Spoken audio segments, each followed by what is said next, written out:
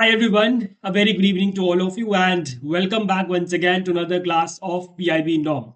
In today's class, we are going to cover the PIB current affairs from 27th and 28th of May 2026.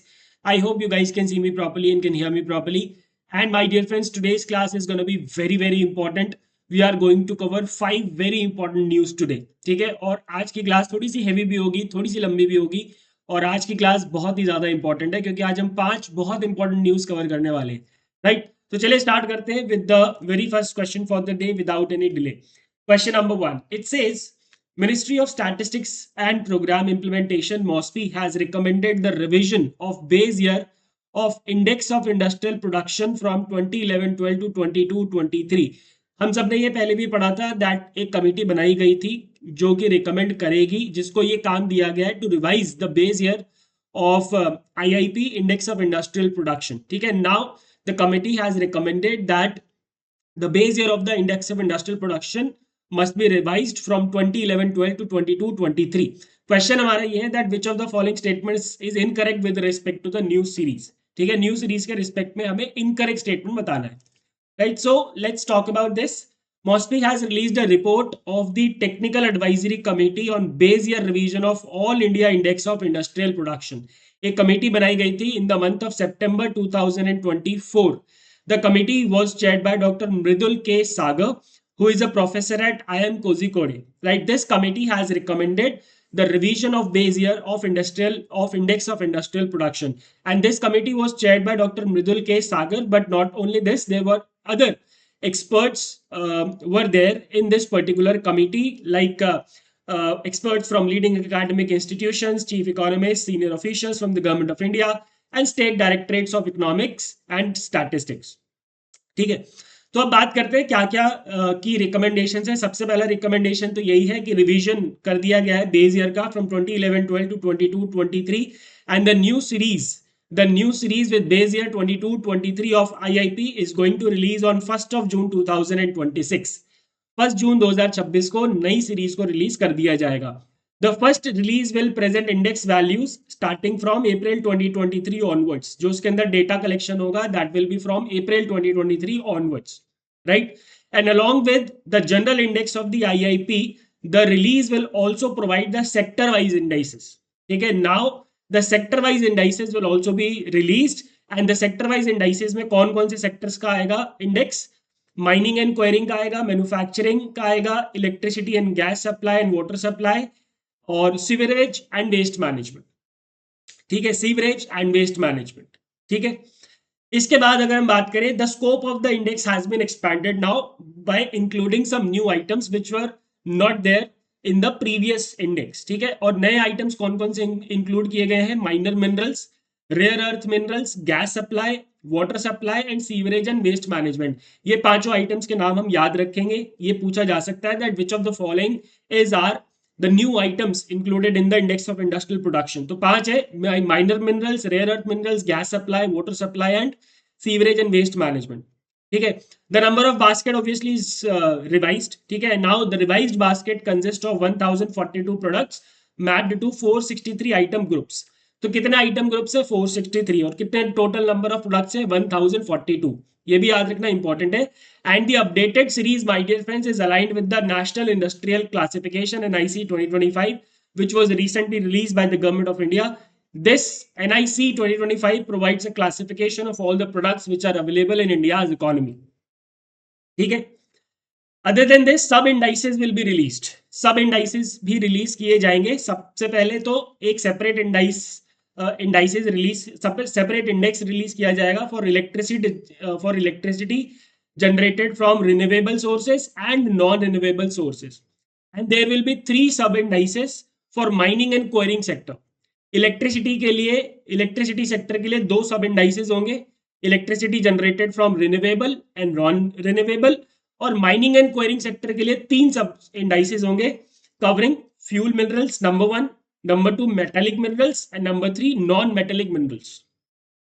ठीक है, and the new series my dear friends is going to adopt the geometric mean method for linking the 2011-12 series with the new 22-23 series. obviously जो पुराना data उसको भी तो link करना पड़ेगा, तो उसके लिए कौन सा मेथड यूज होगा? Geometric mean method. The geometric mean method is going to be used by the ministry for linking the 2011-12 series with the new 22-23 series. ठीक है जी. चलिए, तो ये थी कहानी revision of the base year of IIP की. Let's identify the incorrect statements now. The new series will adopt the geometric mean method for linking 2011-12 with the new 2022-2023 series. Correct. The revised basket consists of 1042 products mapped to 463 item groups. The scope of index has been expanded by including minor minerals, rare earth minerals, gas supply, water supply, and sewage and waste management. Correct. The first release will present index value starting from April 2023 onwards, and the IIP 22-23 series will be officially launched on 1st of July 2026. No, it will be released on 1st of June 2026.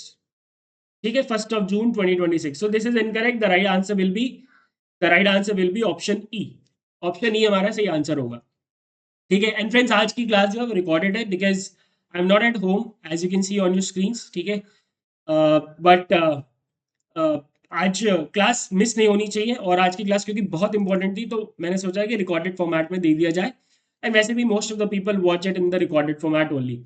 Question number 2, very important again. MOSMI has released a flash report on central sector infrastructure project worth 150 crores and above. ये monthly report होती है, and for this month it is very important. April 2026 की report है, ये बहुत important है क्योंकि अब हमारे एग्जाम अगले ही महीने हैं. तो every monthly report for the month of April and May are important. According to the report, which ministry has the largest share in total project cost? That is the question. So MOSPI has released a flash report on central sector infrastructure project worth 150 crores and above. And these projects, my dear friends, are monitored through the Paymana platform of Ministry of Statistics and Program Implementation. There is a Paymana platform of MOSPI which monitors the central sector infrastructure projects. और उसी portal का data सरकार हमें हर महीने provide कराती है. Right. Paymana stands for Project Assessment, Infrastructure Monitoring and Analytics for Nation Building. And as of April 2026, this portal, Paymana portal, tracks 1981 infrastructure projects worth 42.78 lakh crores. ठीक है, 1981 infrastructure projects worth 42.78 lakh crores. Right? अब इस report में क्या क्या बातें की गई उसके बारे में बात करते हैं. तो as of April 2026, there are 1981 ongoing infrastructure projects with a total revised cost of 42.78 lakh crores. And these are being monitored across 17 central ministries and departments. यानी कि ये जो जितने भी projects हैं, they belong to total 17 central ministries and departments. Right? The Ministry of Road Transport and Highway has the highest number of projects. Ministry of Road Transport and Highways has the highest number of projects. Total 1137 projects out of 1981 belongs to Ministry of Road Transport and Highway, which is 57% of the total number of projects. Okay. And if we talk about the ministry with largest share of project cost, then also the answer is Ministry of Road Transport and Highway. ठीक है. Total कितना है? 42.87 है कि 78 है? 78. 42.78 lakh crore total project cost है, जिसमें से 10.81 लाख करोड़ के projects belong to the Ministry of Road Transport and Highway with a share of 25% of the total project cost. Right? After Ministry of Road Transport and Highway, there is Ministry of Railway, which constitute the second largest share of total revised project cost at 8.69 lakh crores. And in the terms of percentage, it is 20% of the total project cost. ठीक है. तो ये तो हो गया ministry with largest number of projects and the largest share of the project cost. ठीक है. दोनों में ministry of road transport and highways है. Now if I talk about the share with the sector, with the highest number of projects and largest share of project cost, तो दोनों ही में कौन है? Transport and logistics followed by the energy sector which is at the second position. ठीक है. इसके अलावा भी बहुत सारे सेक्टर्स हैं. कम्युनिकेशन सेक्टर हो गया, फाइनेंस सेक्टर हो गया. There are a number of sectors, but last में all the projects have been classified under others. और जो अदर्स वाला सेक्टर है उसमें टोटल 2.21 लाख करोड़ के प्रोजेक्ट्स है, which constitutes 5% of the total project cost, and total 145 projects are there in the others category. ठीक है. बहुत सारे छोटे प्रोजेक्ट्स को मिला के अदर सेक्टर बनाया गया, और उस अदर सेक्टर में टोटल नंबर ऑफ प्रोजेक्ट्स कितने? 145. टोटल प्रोजेक्ट कॉस्ट कितनी है उसकी? 2.21 lakh crore, which is 5% of the total project cost. Clear? Then during April 2026, 9 projects were commissioned and 55 additional projects were brought under the monitoring of Paymana portal. Clear हो गया? तो ये थी flash report. The right answer will be what? Which ministry has the largest share in the total project cost? Ministry of Road Transport and Highways. Option B, my dear friends, is the correct answer to this question. ठीक हो गया जी. चलिए अब आते हैं question number 3 पे. Very important. Department of Telecommunications, which of course is under the Ministry of Communications, headed by Jyotiraditya Scindia, has introduced a series of user-friendly reforms under the PM Vani. PM Vani is a scheme which provides broadband access to all across the country. The new reform has introduced flexible short duration Wi-Fi plans of 50 minutes, 15 minutes, 20 minutes, 30 minutes, and how many minutes? तो 3 अलग अलग duration के flexible wifi plans अब introduce हो गए हैं under PM वानी framework. ठीक है, तो before moving to the reforms, total 3 reforms have been introduced under PM वानी. तो रिफॉर्म्स पे जाने से पहले let's talk about what is PM वानी. पीएम वानी है क्या, उसके बारे में बात करते हैं. तो पीएम वानी, माय डियर फ्रेंड्स, पीएम वानी, फर्स्ट ऑफ ऑल, वानी stands for wifi access network interface. Wi-Fi Access Network Interface. Do remember the full form. The objective obviously is to accelerate the proliferation of broadband services through public Wi-Fi networks across the country. इसका objective simple है, पूरे देश में public Wi-Fi networks लगा दो and to make available the broadband service to all. ठीक है, तो क्या ये फ्री सर्विस होती है? नहीं, इसमें थोड़े बहुत पैसे लगते हैं और ये कैसे काम करता है मैं अभी आपको बताऊंगा. It was launched in 2020 in line with the objectives of National Digital Communications Policy 2018, which is aimed at creating a robust digital communication infrastructure across the country. ठीक है, now there are 4 pillars of PM Vani. PM Vani के 4 pillars हैं जिसके basis पे इस scheme को पूरा implement किया जा रहा है. Number 1, public data office. ठीक है, मैं आपको समझा देता हूं कि क्या होता है. जैसे मान लेते हैं ये आपके घर के कोने पे एक दुकान है, कोई परचून की दुकान है, जनरल स्टोर है.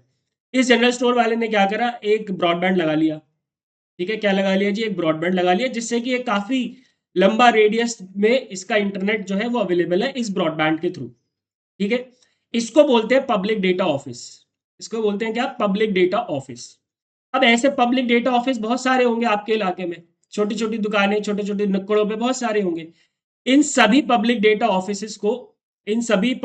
ऑफिस को जो एग्रीगेट करते हैं उसको बोलते हैं पीडीओए, यानी पब्लिक डेटा ऑफिस एग्रीगेटर. ठीक है, पब्लिक डेटा ऑफिस एग्रीगेटर. तो अब होगा क्या, मान लो कि आप यहाँ पे हो. ठीक है, आपने ऑन किया अपना वाईफाई.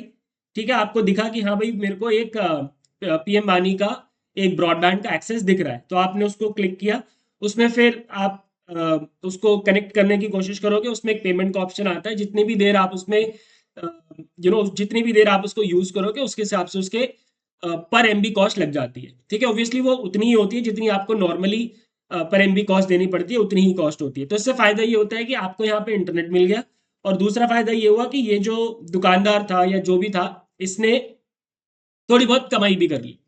तो इस तरीके से काम करता है. तो 4 पिलर्स कौन से, एक तो पब्लिक डेटा ऑफिस है. They establish, maintain and operate the PM Vani compliant Wi-Fi hotspots, and they provide last mile connectivity to deliver the broadband services to the subscribers. ठीक है, ये वो है जो कि ब्रॉडबैंड लगाते हैं अपनी जगह पे. दूसरे कौन होते हैं, पब्लिक डेटा ऑफिस एग्रीगेटर. ये क्या करते हैं, they provide aggregation services such as authorisation and accounting to PDOs. यानी ये जितने भी पीडीओस होंगे आपके इलाके में या आपके शहर में या आपके स्टेट में, इन सभी पीडीओस को एग्रीगेट करने का काम कौन करता है, एग्रीगेटर्स. उसके बाद एक होता है ऐप प्रोवाइडर. अब आप ऑब्वियसली ये सब कुछ एक ऐप के थ्रू ही तो करोगे. पीएम वानी का ऐप खोलोगे, ठीक है, उसमें अपने आप को रजिस्टर करोगे, वहीं पे पेमेंट भी होती है. तो ऐप प्रोवाइडर क्या करता है, they have developed an application to register users and discover and display PM वानी compliant wifi hotspots in your area, in your proximity. ठीक है, and then there is a central registry which maintains the details of app providers, public data office aggregators and public data offices. ये जितने भी PDOs हैं, PDOAs हैं और जो app providers हैं, इन सब की डिटेल एक सेंट्रल रजिस्ट्री पे मेंटेन होती है, which is currently maintained by the Center for Department of Telematics, C. उस सेंट्रल रजिस्ट्री को मेंटेन करने का काम करता है. क्लियर हो गया. अब रिफॉर्म्स कौन से आए हैं, 3 रिफॉर्म्स आए हैं. सबसे पहले QR based authentication for laptops and secondary devices. यानी कि now the users will be able to connect by scanning a QR code on the login page using an authenticated smartphone app.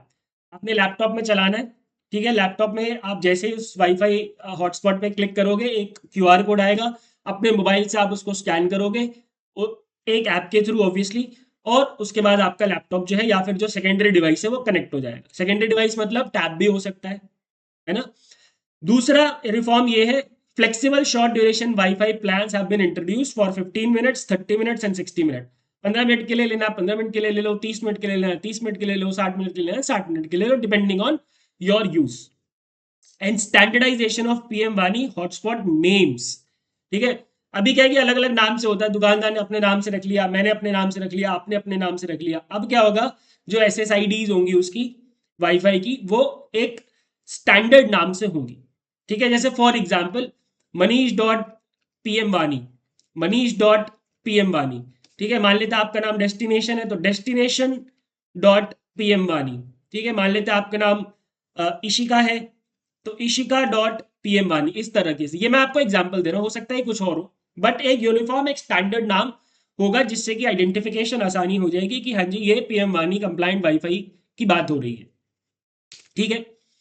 तो ये थे reforms दोस्तों, I hope it is clear. So the new reforms has introduced flexible short duration Wi-Fi plans of 15, 30 and 60 minutes. The right answer is option C. The right answer, my dear friends, is option C. ठीक है, second, yeah. चल, let's talk about question number 4. Very important.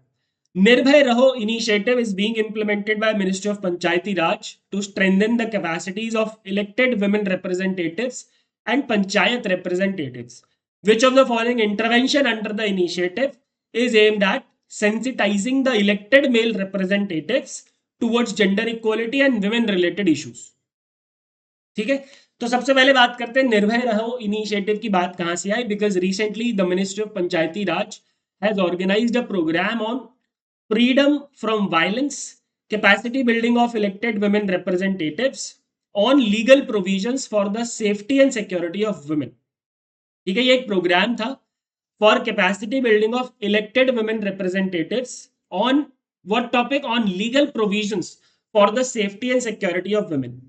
ठीक है, उनको training दी गई, उनको guide किया गया, उनको एजुकेट किया गया about the legal provisions for the safety and security of women, and it was organised by ministry of Panchayati Raj under the Nirbhay Raho initiative. ठीक है, अब आ जाओ निर्भय रहो इनिशिएटिव है क्या। So this was launched in March 2026 if I'm not wrong. Yes, this was launched in March 2026 only. ठीक है, with an objective of strengthening the capacities of elected women representatives and panchayat representatives.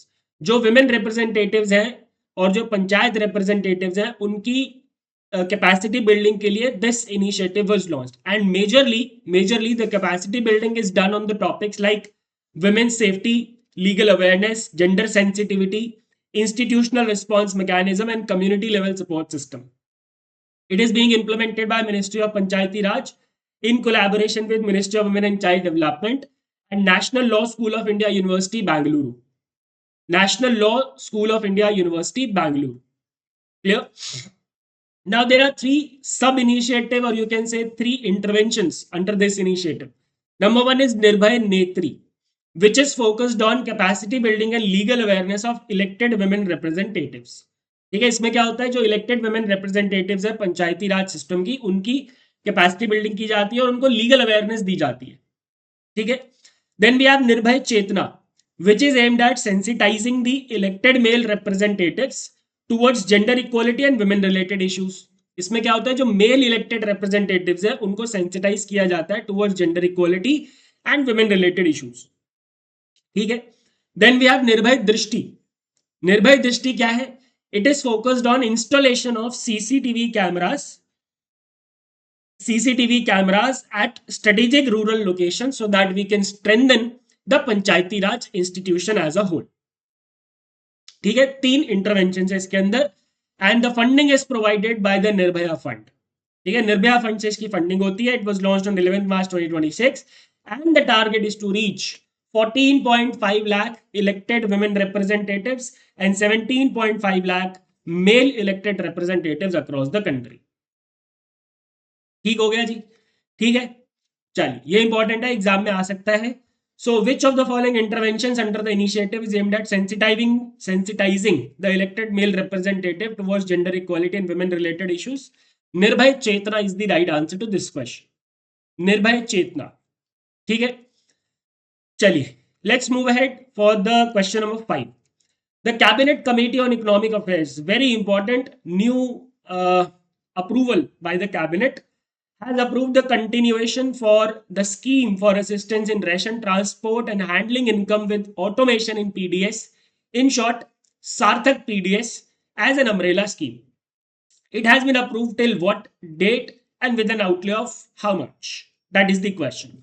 The Union Cabinet has approved the continuation of Sarthak PDS, and which stands for Scheme for Assistance in Ration Transport and Handling Income with Automation in PDS.